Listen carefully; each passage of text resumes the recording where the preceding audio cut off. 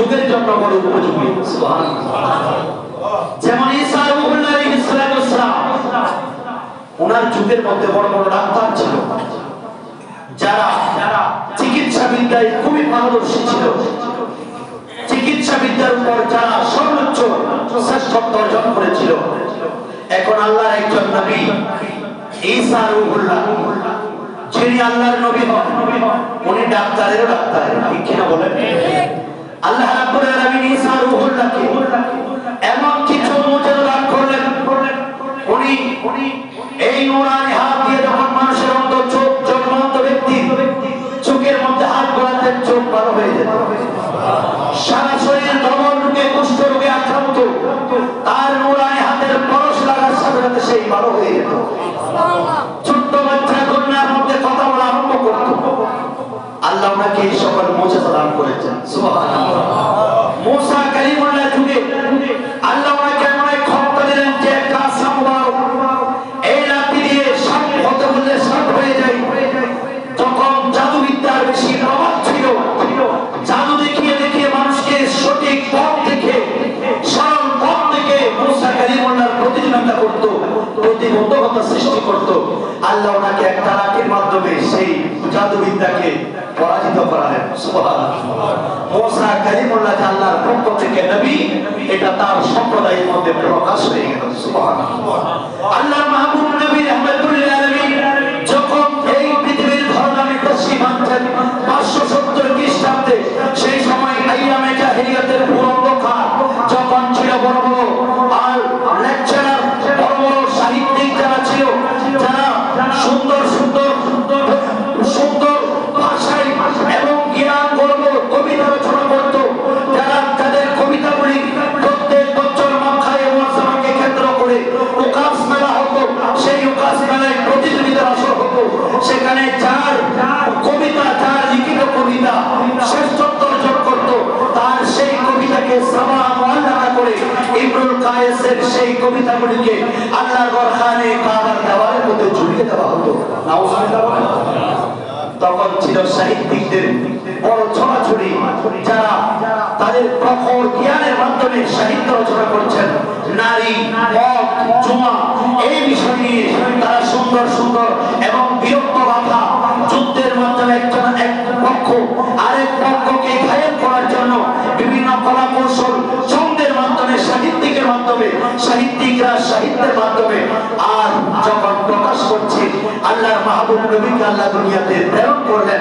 আর প্রিয় নবীকে এমন 31 পারা কোরআন দিলেন, যে কোরআন কাফের মুশরিকরা বলছে আমরাও যে ধরনের কিতাব রচনা করতে পারি। বললেন একটা সূরা কাউসারের মতো ছোট্ট সূরা নিয়ে আসো, টাকা গেল তারা সেটাও পারে না। তারাও বলতে বাধ্য হয়েছে এটা কোনো মানব রচিত গ্রন্থ নয়। অনুরূপভাবে আল্লাহর নবীকে যে একটা মুজিজা দান করেছেন, যেটা অন্যান্য কোন নবীদের যুগে হয় নাই। ইমামুল আম্বিয়া, আখির নবী, যার মাধ্যমে নবীর সমাপ্তি, তাকে আল্লাহ রাব্বুল আলামিন এই সম্মান দিয়ে আল্লাহ রাব্বুল আলামিন ওনাকে সর্বশ্রেষ্ঠ মর্যাদার অধিকারী করেছেন। তিনি আমাদের নবী, আল্লাহর নবী রাহমাতুল লিল আলামিন যখন আপন স্ত্রী আমাদের মা হযরত খাদিজাতুল কুবরা রাদিয়াল্লাহু তাআলা আনহা উনি ইন্তেকাল করলেন যে বছর, আর আল্লাহর নবীকে ব্যবসায়িক কাজে, আর্থিকভাবে ইসলামের প্রচার প্রসারে মক্কার বড় ধনাঢ্য ব্যক্তি, বড় ধনাঢ্য মহিলা, যাকে বড় বড় ব্যবসায়ীরা শ্রদ্ধা করত, সম্মান করত, এই হযরত খাদিজাতুল কুবরা আল্লাহর নবী রাহমাতুল লিল আলামিনের মাধ্যমে, ওনার শাদী মুবারকের মাধ্যমে ইসলামের কোরআন নাযিলের পক্ষে যে খিদমত করেছেন, এই খিদমত আঞ্জাম দিয়ে এক সময় ইন্তেকাল করলেন। সেই বছর আল্লাহর নবীর আরেকজন আপনজন, যিনি নবীজিকে ছায়ার মতো সব সময় পাহারা দিতেন, যার মনে মক্কার কাফের কুরাইশ আল্লাহর নবীর সামনে মুখ খুলে কথা বলতে পারত না, চাচা হযরত আবু তালিব, উনিও আল্লাহর নবীকে ছেড়ে দুনিয়া থেকে বিদায় নিয়ে গেলেন। এই দুজন যখন ইন্তেকাল করলেন, আল্লাহর মাহবুব নবী মন পেরেশান হয়ে গেল। একদিকে উম্মাতুল মুমিনিন হযরত খাদিজাতুল কুবরাকে হারিয়ে ফেলেছেন,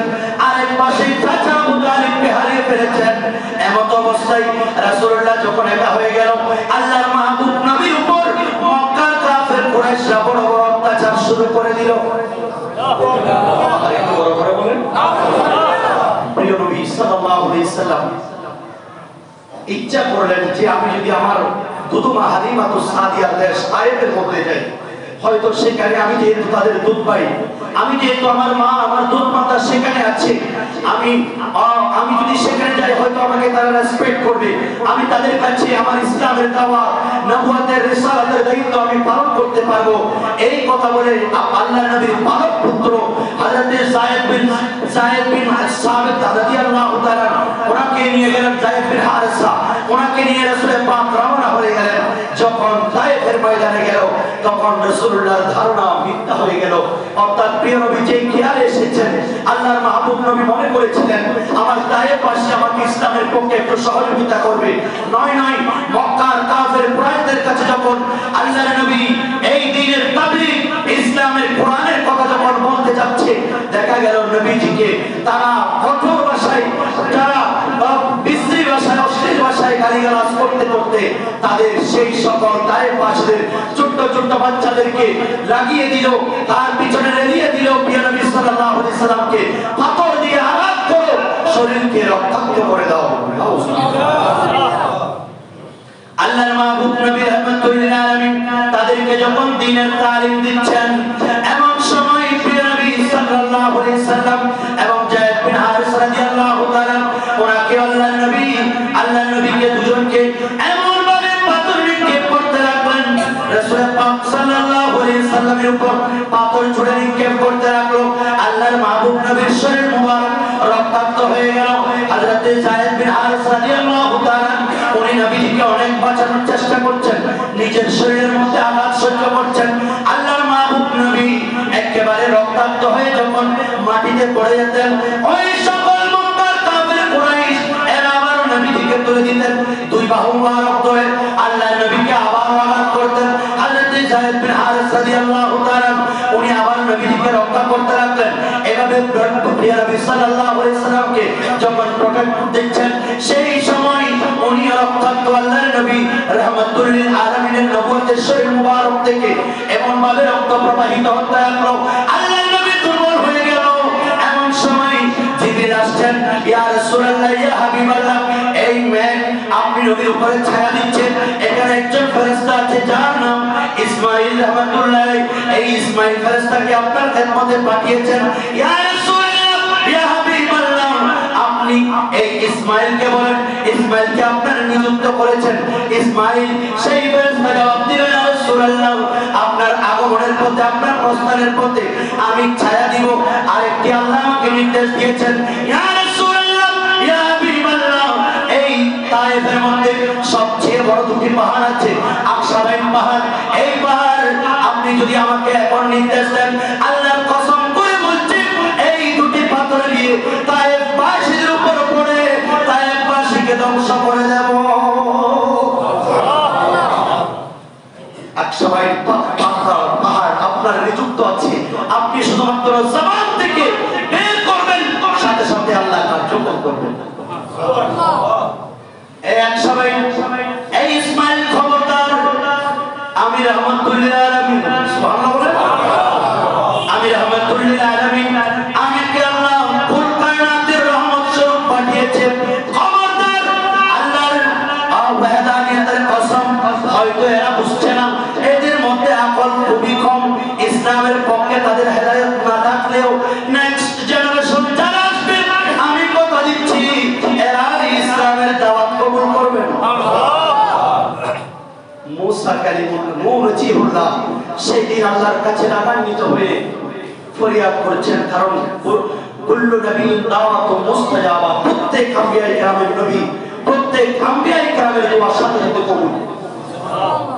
আল্লাহ বলেন, আল্লাহর মাহবুব নবী বুখারীতে আছে, এটা কিতাবুদ দাওয়াতে 26 পারায়, যে প্রত্যেক লিকুল্লি নবিয়্যিন দাওয়াতু মুস্তাজাবা, প্রত্যেক আম্বিয়ায়ে কেরাম মুস্তাজাবুদ দাওয়াত দোয়া করার সাথে সাথে কবুল।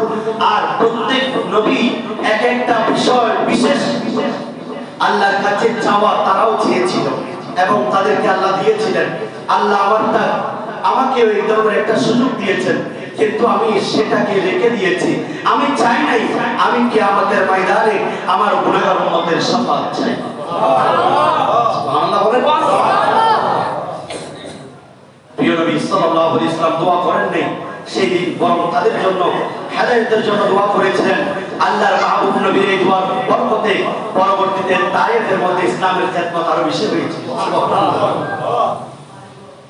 নবী করিম সাল্লাল্লাহু আলাইহি সাল্লাম যখন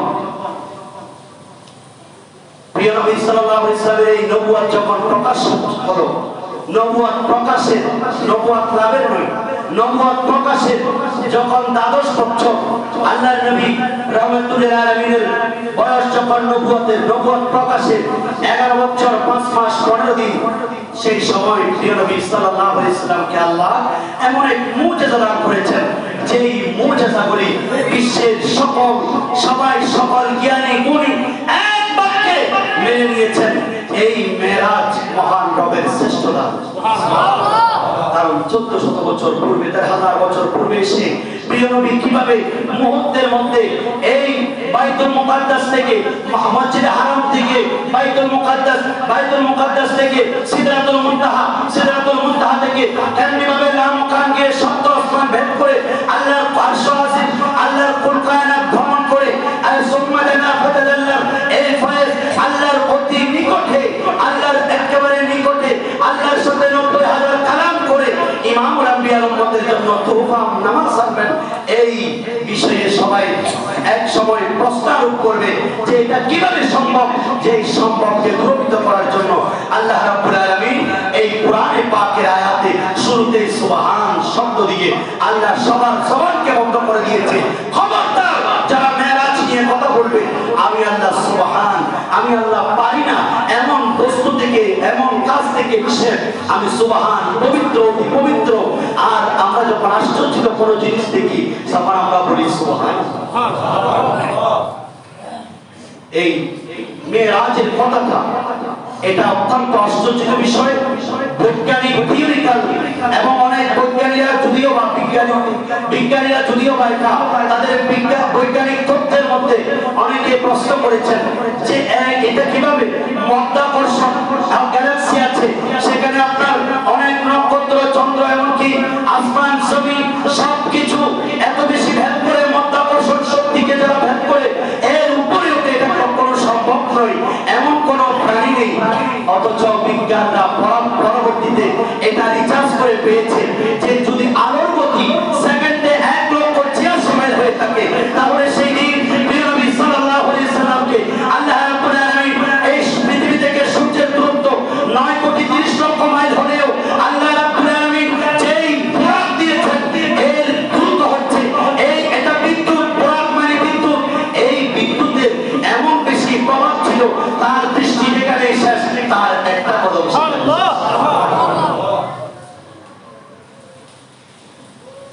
আমরা যখন কোন একটি জায়গায় ভ্রমণ করি, বিভিন্ন প্রশ্ন আমাদের কাছে আছে যে ভ্রমণ কে করিয়েছে, ভ্রমণ কাকে করিয়েছে, ভ্রমণ কোথা থেকে করিয়েছেন, ভ্রমণ কতটুকু পর্যন্ত করেছেন, ভ্রমণ কখন করেছেন, ভ্রমণ কতক্ষণ করেছেন, ভ্রমণ করার উদ্দেশ্য কি ছিল, কিনা বলেন? আল্লাহ একটি আয়াতে সবকিছু বর্ণনা দিয়ে দিয়েছেন। সুবহানাল্লাহ। বিসমিল্লাহির রাহমানির রাহিম। সুবহানাল্লাযী আসরা, সুবহান অতি পবিত্র, আসরা বিআবদি আপন বান্দাকে যিনি ভ্রমণ করিয়েছেন। সুবহানাল্লাহ। সুবহানাল্লাযী আসরা বিআবদিহি লাইলাম মিনাল মাসজিদিল হারামি ইলাল মাসজিদিল আকসা। আপন বান্দাকে যিনি ভ্রমণ করিয়েছেন, বিআবদিহি লাইলাম রাতের কিছু অংশ, রাতের কিছু অংশ, কি অংশ? মিনাল মসজিদিল হারাম, মসজিদে হারাম বাইতুল আল্লাহর ঘর খানে কাবা থেকে ইলা মসজিদিল আকসা, মসজিদে আকসা বাইতুল মুকাদ্দাস পর্যন্ত। সুবহানাল্লাহ। উদ্দেশ্যটা কি ছিল? আল্লাযী বারাকনা হাওলাহু লিনুরিয়াহু মিন আয়াতিনা, আমি আল্লাহর কুদরতি নিদর্শন আমার বান্দাকে দেখানোর জন্য। সুবহানাল্লাহ। একটা আয়াতে সব প্রশ্ন চলে এসেছে। এখন অনেকে প্রশ্ন করেন, আপনারা তো বাইতুল মুকাদ্দাস পর্যন্ত বলেন না, এর চেয়ে আরো বেশি বলেন। মেরাজের তিনটা স্তর আছে। প্রথম স্তর হচ্ছে, প্রথম পর্যায় হচ্ছে হযরত উম্মে হানি আল্লাহর নবীর চাচাতো বোন, মা হযরতে আল্লাহর নবীর চাচাতো বোন উম্মে হানি চাচা আবু তালেবের কন্যা, আল্লাহর নবীর দুধ, উনি যে ঘরে থাকতেন সেই ঘর থেকে হারাম শরীফের আল্লাহর ঘর খানে কাবার হাতিমে কাবাই জিবরিল আলাইহিস সালাম নিয়ে আসলেন। সেখান থেকে আল্লাহর নবীকে যা করার পরে আল্লাহর মাহবুব নবীকে বাইতুল মুকাদ্দাস পর্যন্ত এনেছেন। এটা হচ্ছে কোরআনে পাক দ্বারা সাহাবে প্রমাণিত। এটাকে যদি কেউ অস্বীকার করে এটা হচ্ছে সাথে সাথে কুফরি হবে এবং এটা হচ্ছে ঈমান থেকে খারিজ হয়ে যাবে আল্লাহর ওয়াহদানিয়ত, আল্লাহর এই কিতাব না মানার কারণে। আর সেখান থেকে বাইতুল মুকাদ্দাস থেকে সিদরাতুল মুনতাহা একটা কুল গাছের নিচে সেই জায়গা পর্যন্ত ভ্রমণ করিয়েছেন। এটা হচ্ছে হাদিসে মুতাওয়াতির মাশহুর হাদিস, যেগুলি হাদিসের সহিহ মুতাওয়াতিরের পর্যায়ে, যেগুলি প্রত্যেক যুগে যুগে অনেক মুহাদ্দিসিন কিরাম বর্ণনা করেছেন, এই মুতাওয়াতির দ্বারা প্রমাণিত। এগুলি যদি কেউ অস্বীকার করে এটা হবে তার জন্য সে ফাসিক এবং বিদআতি। আর সেখান থেকে আল্লাহ সপ্ত আসমান ভেদ করে আল্লাহর আরশ আযমের মুকামে নিয়ে গেছেন, এটা হচ্ছে খবরে ওয়াহিদ দ্বারা প্রমাণিত। এইভাবে প্রায় 33 জন সাহাবায়ে কিরামদের মাধ্যমে, তাবিঈনদের মাধ্যমে এই হাদিস বর্ণনা হয়েছে। রাসূল পাকের এই মেরাজের ঘটনা ভিন্ন হওয়ার কারণ হচ্ছে এটাই যে রাসূল পাক এক একজন এক এক সাহাবীকে বিভিন্ন ভাবে এটা বর্ণনা দিয়েছেন। সেজন্য প্রায় 33 জন সাহাবায়ে কিরাম এই মেরাজের হাদিসগুলি বর্ণনা করেছেন। আল্লাহ নবী রাহমাতুল্লাহ আলাইহি বয়স যখন 51 বছর 5 দিন 5 মাস 15 দিন হলো, আল্লাহ নবী রাহমাতুল্লাহ আলাইহি শফিউল মুজনাবিন রাসূল পাক আরাম করছেন। এমন সময় উম্মে হানি রাদিয়াল্লাহু তাআলা আনহা ওনার ঘরের মধ্যে আসলেন। হযরত জিবরাইল আলাইহিস সালাম দুটি বর্ণনা, একটা হচ্ছে ছাদ ভেদ করে আসলেন অথবা দরজা দিয়ে আসলেন, দুটো বর্ণনা আছে। হযরত জিবরাইল আলাইহিস সালাম আল্লাহর নবীর নূরানি পা মুবারকের মধ্যে চুমু দিলেন। তাফসীরে রুহুল মানিতে এটাও আছে। আবার আরেকটা হচ্ছে প্রিয় নবী সাল্লাল্লাহু আলাইহি ওয়াসাল্লামের নূরানি পা মুবারকে হযরত জিবরাইল আলাইহিস সালাম যখন এই ঠান্ডা হাত রাখলেন রাসূল পাকের চোখের মধ্যে ঘুম চলে গেল। রাসূল পাক সাল্লাল্লাহু আলাইহি ওয়াসাল্লাম এমন সময় আল্লাহর মাহবুব জিবরিল কেন আসলাম, ইয়া রাসূলুল্লাহ ইয়া হাবিবাল্লাহ, আল্লাহ রাব্বুল আলামিন আজকের রাতকে আপনাকে সাজিয়েছেন, আজকের রাতটাকে বড় সুন্দর করে সাজিয়েছেন। আজ এমন একটি রাত যেখানে সৃষ্টির মধ্যে আর কারো পক্ষে সম্ভব হয় নাই, আর কারো জন্য এই নিয়ামত আল্লাহ দেন নাই, শুধুমাত্র আপনি নবীকে আল্লাহ নাম ও কানের দাওয়াত দিয়েছেন। হুজুর আমি আপনারা আসার পূর্বে আমি যখন জান্নাতে গেলাম, আমি সেখানে দেখলাম অনেক পরিবার আজকে খুবই আনন্দে নাচানাচি করছে। আমি তাদেরকে জিজ্ঞেস করলাম তোমরা এত খুশি কেন? বললেন আল্লাহর নির্দেশ, ফেরেশতাদের নির্দেশ, আমরা যাতে আজকে সৃষ্টির সবাই খুশি হয়ে যাই। কারণ হচ্ছে রাহমাতুল লিল আলামিন আল্লাহর নবী নাম ও কানের উদ্দেশ্যে ভ্রমণ করবেন। কিন্তু একটা বুড়া সেই বড় পেরেশান হয়ে দাঁড়িয়ে রইল, সারা চোখ দিয়ে পানি প্রবাহিত হতে লাগলো। জিবরিল জিজ্ঞেস করলেন, আজকে তোমার মনে এত, সবার মনে আনন্দ, তোমার মনে এত ব্যথা কেন? বললেন কারণ আমি একেবারে দেখতেই জীর্ণ শীর্ণ, আমার শরীরের মধ্যে তেমন কোনো শক্তি নেই, আমি চলতে পারি না। যার কারণে আজকে আপনি যখন এই জান্নাতের মধ্যে এসেছেন, অসংখ্য তারা খুশিতে লাফালাফি করছে, হয়তো আপনি তাকে সিলেক্টেড করবেন, কিন্তু আমি তো জীর্ণ শীর্ণ, দেখতে একেবারে হৃষ্টপুষ্ট নই, যার কারণে আমি দুর্বল, আজকে তো আমি আপনার চোখের মধ্যে সিলেক্টেড হব না। আল্লাহ দুনিয়ার জমিনে প্রেরণ করেছেন, তার পিছনে একটা কারণ মুহাব্বত। আল্লাহ কুল কায়নাতকে সৃষ্টি করেছেন আল্লাহর নবীর মুহাব্বতে, যার কারণে আমি দেখতে পাচ্ছি তোমার অন্তরে নবীর মুহাব্বত বেশি, আমি তোমাকে আজকে সিলেক্টেড করে দিলাম।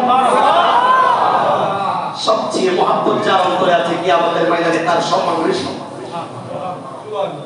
মুহাব্বতের দাম, প্রিয় নবীকে ভালোবাসা অনেক ভাইরা আজকে বলতে আমাদেরকে কিভাবে বলে আমি জানি না যে তোমরা নবীকে ভালোবাসতে বাসতে বাসতে বাসতে আল্লাহর উপরে নিয়ে যাচ্ছ না। আল্লাহর কি কোনো হাত আছে? আল্লাহর কি কোনো সীমা আছে? অথচ সৃষ্টির মধ্যে মান আকতারা যিকরাহু মান আহাব্বা শাইআন আকতারা যিকরাহু, যে যাকে যত বেশি ভালোবাসে তার জিকির বেশি করে।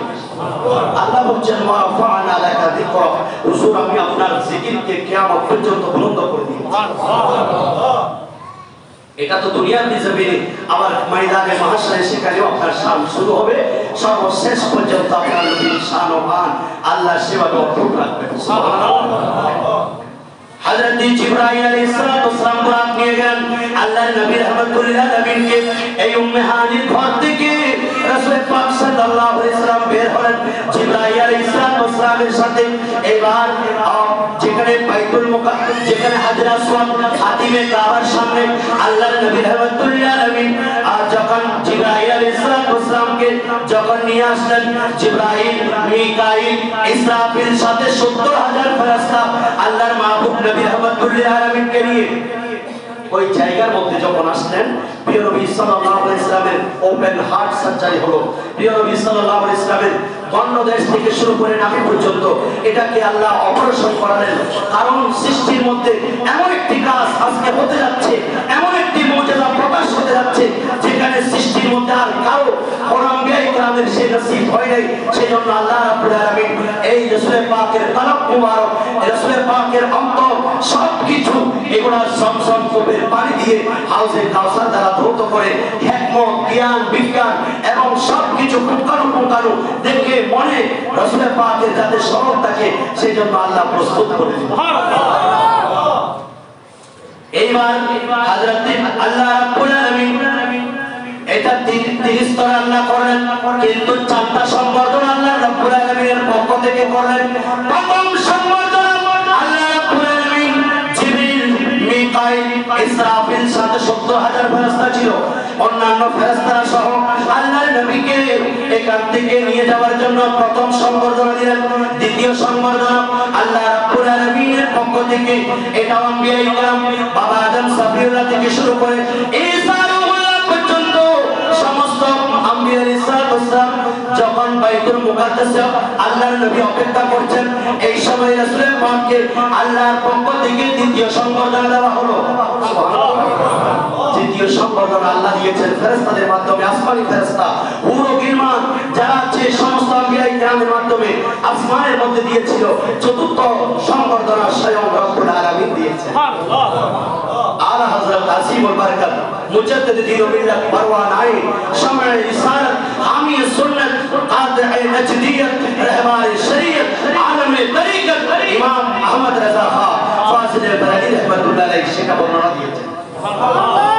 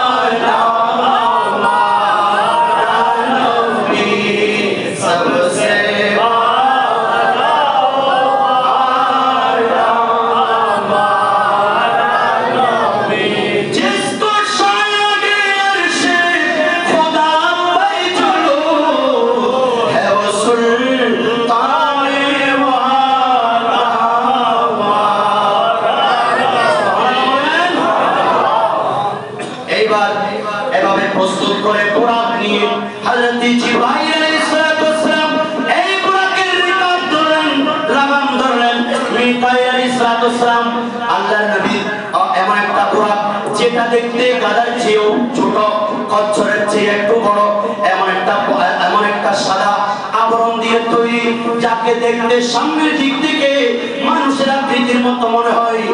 আর সেই বুরাকের এত বেশি পাওয়ার আল্লাহ দান করে দিয়েছেন। এতক্ষণ যদিও বা দুর্বল ছিল, কিন্তু রাহমাতুল লিল আলামিনের ভালোবাসার কারণে তাকে সর্বশ্রেষ্ঠ বুরাকে পরিণত করেছেন। হযরত জিবরাইল আলাইহিস সালাম এই বুরাকে লাগাম ধরলেন, মিকাইল আলাইহিস সালাম রিকাব ধরলেন, আর সহ অপরাপর 70,000 বুরাক নিয়ে আল্লাহর মাহবুব নবীকে নিয়ে যেমনি ভাবে পরযাত্রা বুরাকে নিয়ে যায় তেমনি ভাবে রহমতের ফেরেশতারা নবীকে মেরাজে নিয়ে যাচ্ছে। সুবহানাল্লাহ। বড় বলেন